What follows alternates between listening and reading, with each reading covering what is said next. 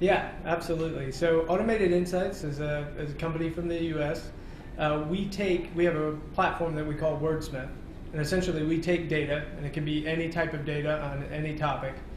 We take that data, we look for patterns, trends, correlations within the data, and then essentially the software tells a story about it. So it's human-sounding content written entirely by machine and delivered via any screen. So mobile, web, social, email, and essentially we can control the tone of the author, and we can control the content to personalize it from one user among millions. So what that means is, if I have data on you individually about your portfolio, about your personal fitness data, about your favorite sports teams, I can tell a story tailored directly to you and about you on your data, telling you things about yourself that you couldn't have known otherwise, and doing it at a scale that you couldn't do with humans. So this year we will publish over 1 billion stories on topics ranging from business intelligence to finance to real estate to sports to sales reporting and much more. Is there anything you haven't covered? Absolutely. So there's a lot of topics out there where data is present, where we haven't started telling stories yet. But we view that as a matter of time where essentially as we get Wordsmith trained on those markets and trained on that data, that we can start telling actionable stories for individual readers. Let us use the user's view. If I'm a user, I want to start to use your content. What how can I use it? What I want to see? What I want to do? Yeah, absolutely. So it kind of depends on where you find us and what kind of content you're looking for. So we do content that's individual for an employee within a company, or on the media front where we're tailoring a story to an individual user. So for example, we work with Yahoo in the United States around fantasy football content, which is a fantasy sport where people pick players in American football and then they compete against their friends. Millions of people, about 30 million plus people in the United States, play that every week. And what we do for Yahoo is we essentially tell a story about each individual matchup, telling you a story about how your team did, how the picks you made led to a victory or a loss for you. And so Yahoo's used to publishing one story and hoping 1 million people read it or 10 million people read it. Mm-hmm. What we give them the ability to do is publish 10 million stories, but each one is unique to each individual user because it's only for them.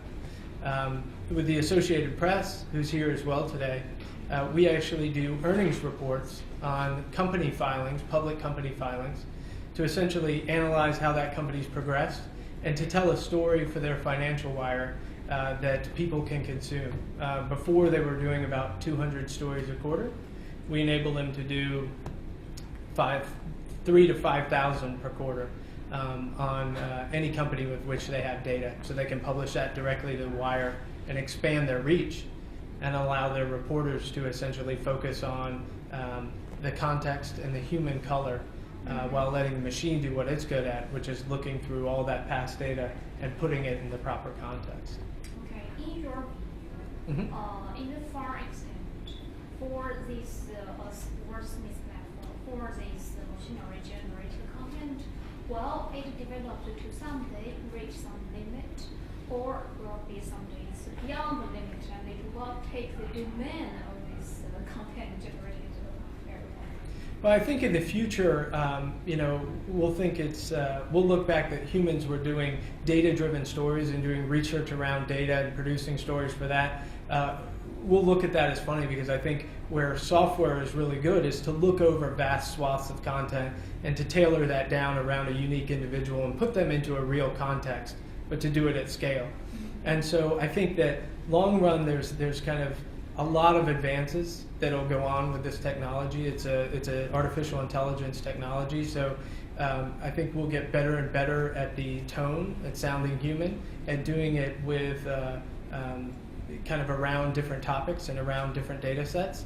But I think mainly we will be a tool to help people understand themselves better and to allow media organizations or other data scientists from inside companies to communicate more personally with individual coworkers or with friends or with readers on those sites, because they'll be able to essentially magnify kind of their reach.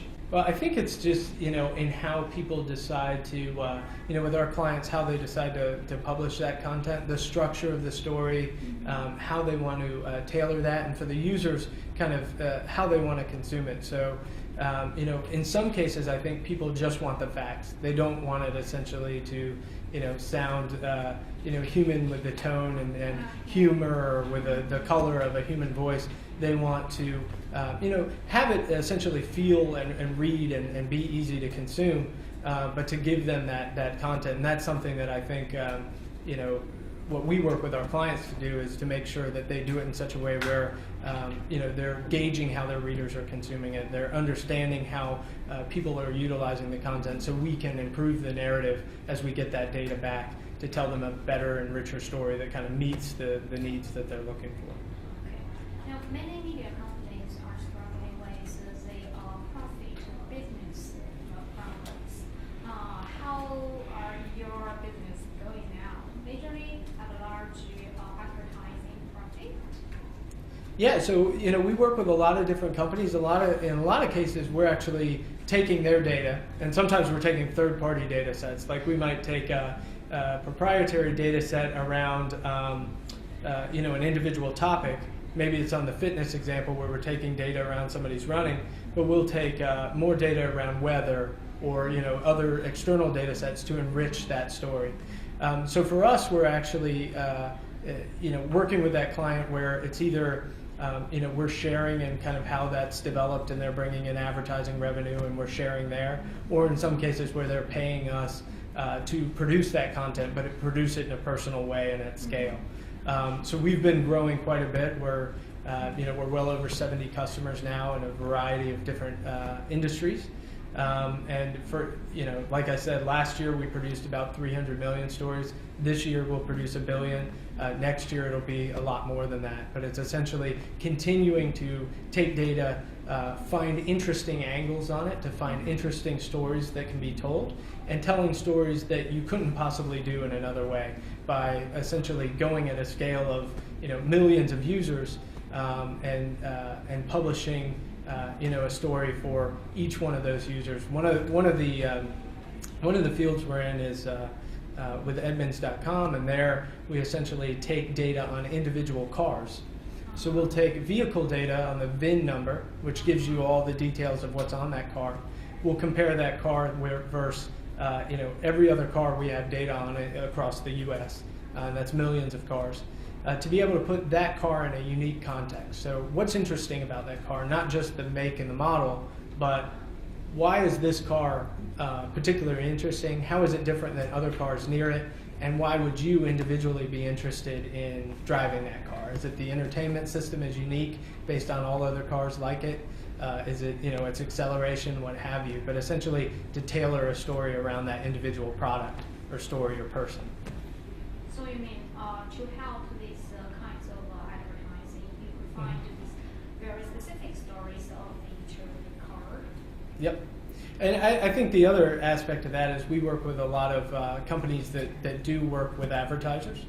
And there we're able to do kind of advertising that's never been done before, in that we can take real-time information about the reader or the user and information we have on that advertiser, and bring that ad or the relevant context around it into the text itself. So we're enriching the story by saying, we know these things about this reader, we know these things about this story.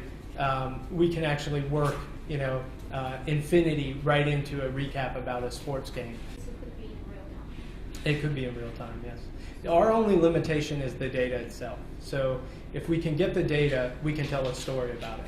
But a lot of our implementations are in real time. We published enough content last year that for every 9.5 seconds of the year, we were telling a story. So that's kind of the volume of it, and a lot of that we're getting data in, and in often cases with some of our things, we're actually doing 3,000 stories per second. This like rocketing growth growth rate. Is this shock yourself? Does it shock us? Yeah, it's very exciting. I think, when we started, we thought there were all kinds of neat applications and stories that we could tell. I think what we're seeing is that readers and users, once they see the content as for and about them, are incredibly excited about it. They're reaching out and sharing more about themselves so that we can tell them more tailored information for them. And so it gets exciting about where we could go because, we started in 2007 and, we're definitely ramping up, but I think there's a whole lot more we can do in kind of the media space and a lot of spaces that have data, weather, traffic, travel, that we could tell stories about and that we could kind of engage new readers in a new way at scale. Your founder team's members, they come from the media or they come from the geeks from The geeks. I'd like to call our founders geeks.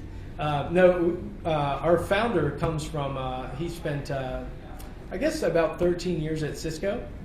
And so his background is in automation, but he's also written, I believe it's 12 to 13 books on technical topics. And he was always fascinated with, could you make a algorithm that sounded like a human? Because he had spent time not only coding and creating automated systems to understand data, but he had also spent time trying to write stories to help people code better, to help people learn about a new language or something like that, computer language. So he was always fascinated with, humans write algorithmically. They set up their argument, they write out the sentences to define that argument, and then they tell you about kind of why they believe that. So there's no reason, as long as there's not data behind it, that a machine couldn't write like a human. And that's really where we came from, was his desire to further explain what was going on within the data. Because really, when we look at it, a lot of times when you try to communicate large patterns of data, you use graphs or you use charts. The issue with that is they're great, and we do graphs and charts as well, but they also require the reader to make their own meaning out of it. They require, and what narrative does, and what reporters do, what writers do, is essentially explain what you're seeing in that graph, explain what's going on in that big part of data. And what we're trying to do with our algorithms and with Wordsmith is to essentially do that at scale and arm kind of the media industry and other industries with the ability to tell a story about what's happening within the data and tell you what you need to know about your data to improve your performance, to make better decisions, just to understand what's going on with your financial data or your fitness data or your sales data or whatever it might be. What you are doing, is it easy to be copied by other companies? Well, we have patents. It's definitely, there's a lot of, it is a difficult thing to do. To make a human, to make a computer sound human is very difficult to do. To do that at the scale that we're doing it is very difficult.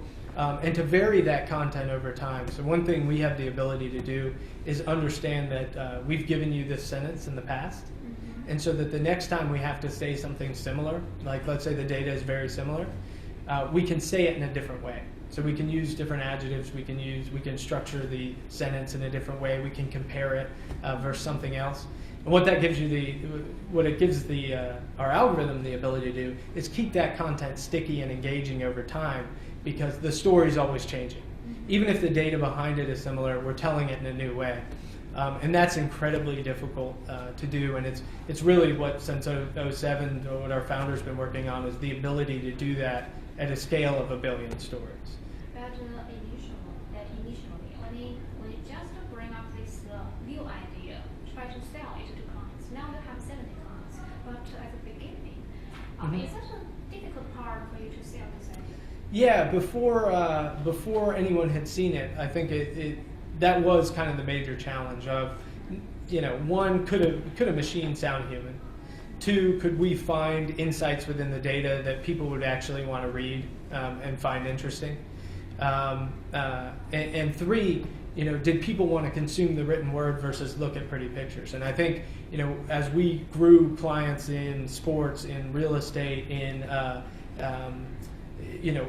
finance around earnings reports and loan-related data and things like that, is what we found is time after time, it showed that they did want to read it. they did enjoy that it was human and tailored to them. And they started to share more about themselves and consume it even more. And I think that gave us the ability to not only show that a machine could write like a human, but they could write human-sounding content that people actually wanted to read and actually spent more time with than generic, kind of pictures or things like that, because it was engaging to them. So far, the growth rate of your profit and the growth rate of the content generations, are they very compatible at the same level, or someone is much larger? I would say they're compatible. I mean, we grow with our clients. We don't charge per article necessarily, because some of our clients are publishing 20 million stories a day. So that wouldn't make much sense. But what we do is if the client is growing, if the content is engaging, if their users are consuming that content, we definitely look to grow with them. And I'd say so those two lines kind of grow together. Okay. Are you looking for any business chance in China? Absolutely. It's one of the reasons we're here.